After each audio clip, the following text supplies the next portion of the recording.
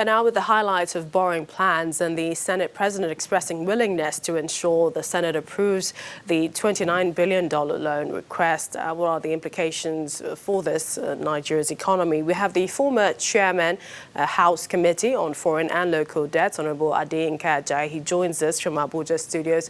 Welcome to the program. Now let's start at the FEC meeting, where the finance minister mentioned the revenue performance of the 2019 budget as 50% capital releases, 50% performance, and she also talked about the finance bill, which was passed, hoping the president will pen his signature and that will become law. But the 2020 appropriation is also a deficit budget, and that has also been passed by the president. And the president promised to submit a borrowing plan to the National Assembly. What are your thoughts as to revenue generation for this administration? And this is also to funding the numerous projects that we have. Good afternoon. Thank you very much for having me. The issue of the deficit budget passed for the financial year 2020 is not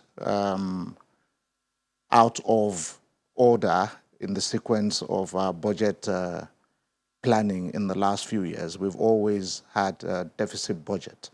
That is not because we are not prudent in our spending, but because we're a developing nation and we need a lot of resources to develop our infrastructure and our human capital.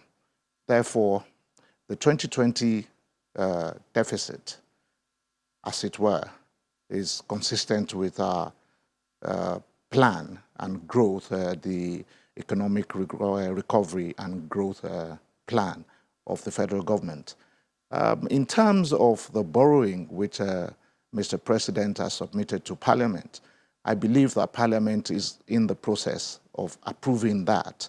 And it's a 3-year plan, which is the 2016 to 2018, which was submitted to the last Parliament, which I was a part of.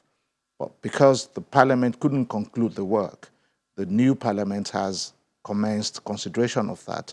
I'm aware that the Green Chambers has conducted some hearings with relevant ministries, departments, and agencies, and I believe that in due time, Parliament would give its approval to that request of Mr. President. Honorable Ajayi, that would open up the infrastructure. There are a number of critics on the borrowing plans. If I may, there are a number of criticisms against this. And some people have said that Nigeria is sinking into the dark gully of perpetual debt trap. They've talked of how our external debt has catapulted and saying that it's not sustainable. Well, I don't share the pessimism of those critics who say that we're sinking into debt crisis. What I do share is the concern that the greatest and most significant indices of your sustainability of a debt profile is your debt service to revenue profile. Nigeria has a revenue problem, not a debt problem. Your debt becomes a problem if you can't service it, or if you use a huge chunk of your resources to service your debts. Now, it's a catch-22 situation.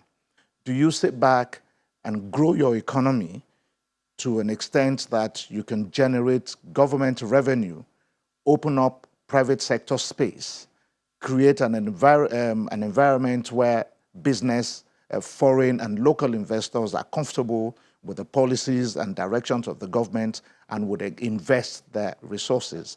That is the problem that Nigeria has. And in tackling the revenue problem, if we go in the direction that I believe the federal government is going, which is to expand the tax net, encourage huge investment in infrastructure, rail, road, and power, in a very short time in the life of a nation, we'll find that Nigeria's debt is absolutely sustainable.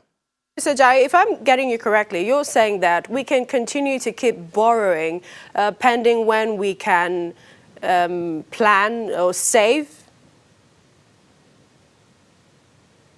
No, it's not about savings. It's about investing rightly, borrowing for infrastructure development. You invest in railroad, your port, and your power. You're expanding the space. You're encouraging investment in all the other sectors of the economy. Therefore, the revenue of government expands. And if your revenue expands in proportion to your investment, your debt becomes manageable and the ratios look better than they are right now. What I'm saying, therefore, is Nigeria does not have a debt problem. We have a revenue issue, plugging the gaps in our revenue, ensuring that procurements are done right and there are no inflated contract sums, the processes are transparent and are accommodating of genuine and sincere investors, service providers.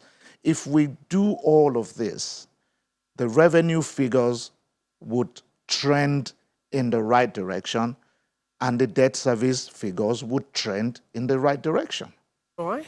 Well, I'd like to thank you, Honorable Adeyinka Ajayi, former Chairman, House Committee on Foreign and Local Debts. Thank you for joining us on the program.